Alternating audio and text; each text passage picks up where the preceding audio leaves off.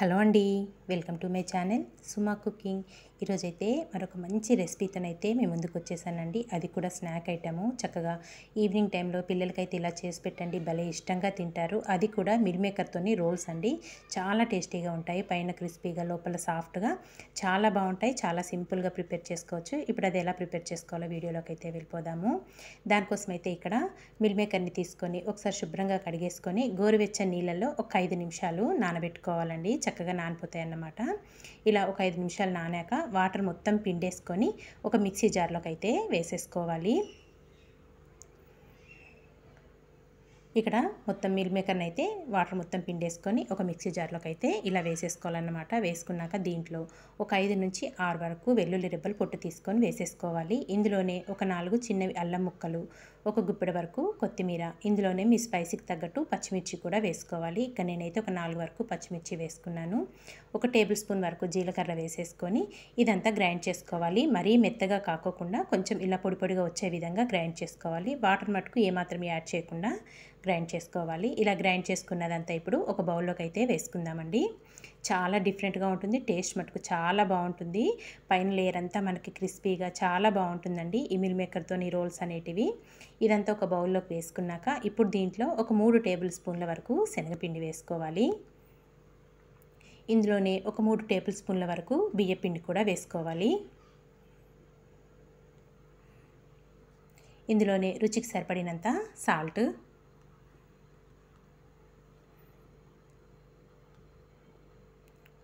ఒక table spoon వరకు చాట్ మసాలా పొడి వేసుకోండి. టేస్ట్ అనేది చాలా బాగుంటుంది. మీరు కావాలి అనుకుంటే కొద్దిగా గరం మసాలా కూడా వేసుకోవచ్చు.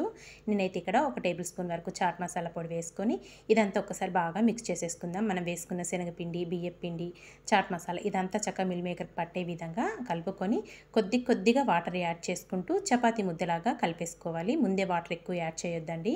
మనం మిల్ మేకరు నానబెట్టుకొని మిక్స్ చేసుకున్నాం కాబట్టి తడిదనం ఉంటుంది కాబట్టి కొద్దిగా వాటర్ పోసుకుంటూ ఇలా చపాతీ ముద్దలాగా కలిపేసుకొని పక్కన పెట్టేసుకుందాము.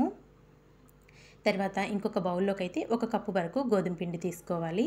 ఇందులో రుచికి సరిపడినంత సాల్ట్, కొద్దిగా సన్నగా కట్ చేసుకున్న కొత్తిమీర, ఒక 1/2 టీ స్పూన్ వరకు కారం,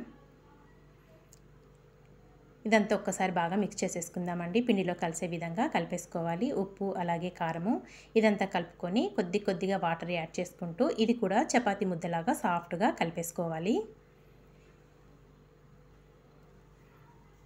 చూసారు కదా, ఇలా కలిపేసుకున్నది మూత పెట్టేసుకొని ఇది కూడా ఇప్పుడు పక్కన పెట్టేసుకుందాము.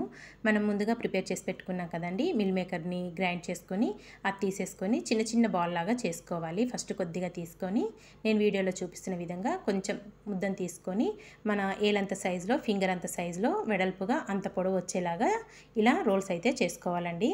నేను వీడియోలో చూపిస్తున్న విధంగా ఇలా ప్రిపేర్ చేసుకోవాలన్నమాట. చాలా ఈజీగా ప్రిపేర్ చేసుకోవచ్చండి. నిజంగా చాలా బాగుంటుంది. ఈవినింగ్ స్నాక్ టైంలా తినొచ్చు అన్నమాట. టీ టైంలో అయితే చాలా బాగుంటాయి. చూసారు కదా, అన్నీ ఇలాగే ప్రిపేర్ చేసుకోవాలండి. మరీ లావుగా చేసుకోవద్దు. మన ఏలంత సైజులో వచ్చే విధంగా ఇలా రోల్ చేసుకోవాలి. అన్నీ ఇలాగే ప్రిపేర్ చేసేసుకొని ఒక ప్లేట్లోకి అయితే పెట్టుకుంటున్నాను. మరీ లావుగా చేసుకున్నా కానీ మనకి తొందరగా ఉడకవండి.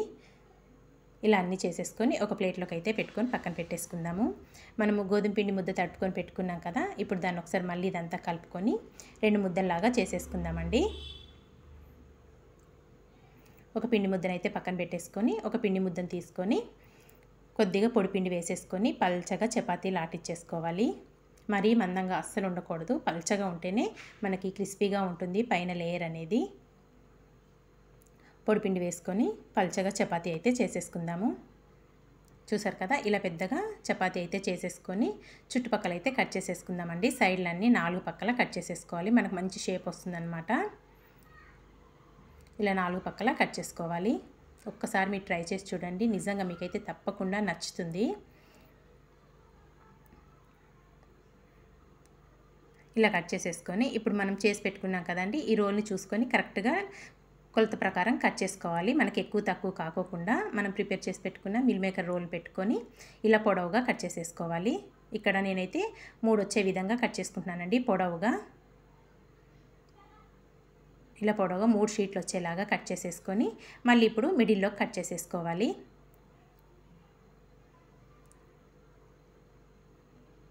తర్వాత ఒక షీట్ తీసుకొని మనం కట్ చేసుకున్నది అటు సైడ్ ఇటు సైడ్ వాటర్ తడి చేసుకొని మనం ప్రిపేర్ చేసి పెట్టుకున్నాం కదా మిల్ మేకర్ రోలు, అది పెట్టుకొని మళ్ళీ దీన్ని రోల్ చేసేసుకోవాలి. తడి చేసుకొని చుట్టుకుంటే మనకు చక్కగా స్టిక్ అయిపోతుంది. ఇలా రోల్ చేసేసుకోవాలండి. మనం తీసుకున్నవన్నీ ఇలాగే ప్రిపేర్ చేసేసుకోవాలి. ఇక్కడైతే నేను అన్నీ ఇలాగే ప్రిపేర్ చేసి మీకు చూపిస్తున్నాను. చూసారు కదా, అన్నీ రెడీ చేసేసుకొని ప్లేట్లోకి అయితే పెట్టుకున్నాను. అటు సైడ్ ఇటు సైడ్ తడి చేసుకొని చుట్టుకుంటే చక్కగా మనకి తొందరగా అయిపోతే చక్కగా అతుక్కుంటుంది కూడా అండి, ఊడిపోకుండా ఉంటుంది మనం ఆయిల్లో డీప్ ఫ్రై చేసుకునేటప్పుడు. స్టవ్ పైన అయితే డీప్ ఫ్రైకి ఆయిల్ పెట్టుకున్నాను. ఆయిల్ బాగా వేడయ్యాక మనం ప్రిపేర్ చేసి పెట్టుకున్న ఈ రోల్స్ని 1 బై 1 ఎన్ని పడతాయి అన్ని ప్యాన్లో వేసేసుకొని చక్కగా మంచి రంగు వచ్చేదాకా ఫ్రై చేసుకోవాలి. మంటని ఇంకా మనం వేసుకునేటప్పుడు బాగా వేడి మీద ఉండాలండి ఆయిల్ అనేది. తర్వాత చిన్న మంట మీద పెట్టుకొని స్లోగా ఫ్రై చేసుకుంటే మనకి లోపల దాకా కుక్ అయిపోతుంది.